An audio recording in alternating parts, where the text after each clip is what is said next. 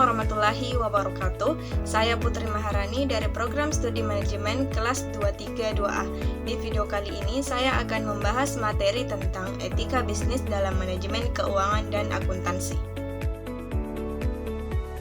Lingkup manajemen keuangan adalah suatu ruang lingkup kegiatan perusahaan dalam mengelola keuangan secara optimal dengan sumber daya keuangan yang terbatas, tapi dapat didayagunakan secara efektif dan efisien dalam mencapai keuntungan yang optimal sesuai dengan tujuan perusahaan. Fungsi dan peranan manajemen keuangan menurut pandangan pakar keuangan Danang Sunyoto. Fungsi manajemen keuangan meliputi yang pertama, perencanaan keuangan. Perencanaan keuangan membuat rencana pemasukan dan pengeluaran serta kegiatan-kegiatan lainnya untuk periode tertentu. Yang kedua, penganggaran keuangan. Tindak lanjut dari perencanaan keuangan dengan membuat detail pengeluaran dan pemasukan. Dan yang ketiga, pengelolaan keuangan. Menggunakan dana perusahaan untuk memaksimalkan dana yang ada dengan berbagai cara. Dan yang keempat, pencarian keuangan. Mencari dan mengeksploitasi sumber dana yang ada untuk operasional kegiatan perusahaan. Yang keenam, penyimpanan keuangan. Mengumpulkan dana perusahaan serta menyimpan dan menggunakan dana tersebut. Yang keenam, pengendalian keuangan. Melakukan evaluasi serta perbaikan atas keuangan dan sistem keuangan pada perusahaan.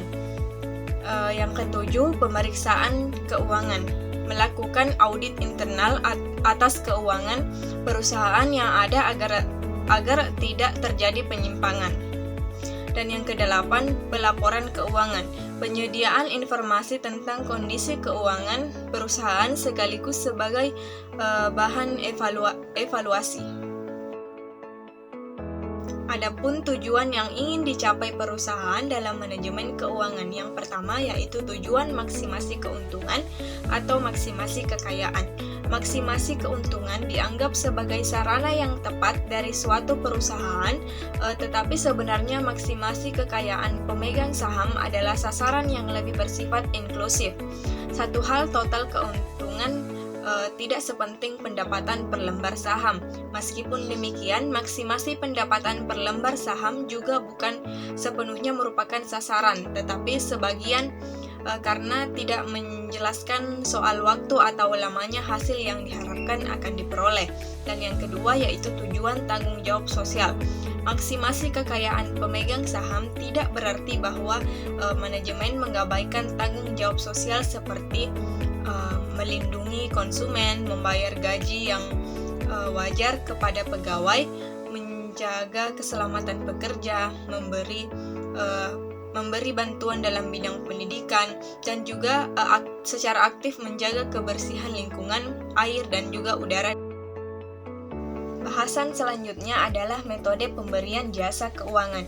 Ada dua jenis metode tersebut, yaitu yang pertama, melibatkan penyandang modal ikut serta menerka risiko jika perusahaan mendapati risiko usaha sebesar persentase tertentu sesuai dengan kontribusi peran yang disepakati. Dan yang kedua, tidak melibatkan sama sekali atas risiko yang usaha yang dialami oleh perusahaan. Ini berarti pihak penyandang modal menerima persentase tertentu hak menerima balas jasa dari perusahaan karena telah digunakannya modal dari penyandang perusahaan tersebut, terlepas apakah perusahaan mendapatkan keuntungan ataupun tidak. Fungsi dan bidang dalam akuntansi. Akuntansi seringkali dinyatakan sebagai bahasa perusahaan yang berguna untuk memberikan informasi yang berupa data-data keuangan perusahaan yang dapat digunakan guna untuk pengambilan keputusan. Setiap perusahaan memerlukan dua macam informasi tentang perusahaannya, yaitu informasi mengenai nilai perusahaan dan informasi tentang laba rugi usaha. Kedua informasi tersebut berguna untuk yang pertama, mengetahui besarnya modal yang dimiliki perusahaan, yang kedua, mengetahui perkembangan atau maju mundurnya perusahaan tersebut, dan yang ketiga, sebagai dasar untuk perhitungan pajak. Bahasan terakhir yaitu mengenai prinsip-prinsip akuntansi. Prinsip-prinsip akuntansi harus dirumuskan oleh suatu badan yang kompeten. Di Indonesia, prinsip-prinsip tersebut ditetapkan oleh Ikatan Akuntansi Indonesia, yang merupakan satu-satunya badan yang berwenang untuk membuat peraturan-peraturan di bidang akuntansi. Dari sekian banyak aturan yang terdapat dalam prinsip akuntansi di Indonesia, 3 peraturan itu antaranya konsep entitas. Konsep yang paling mendasar di dalam akuntansi adalah entitas atau kesatuan usaha. Yang kedua, prinsip objektivitas. Catatan dan laporan akuntansi harus didasarkan pada data yang bisa dipercaya sebagai laporan yang menyajikan informasi yang tepat dan juga berguna.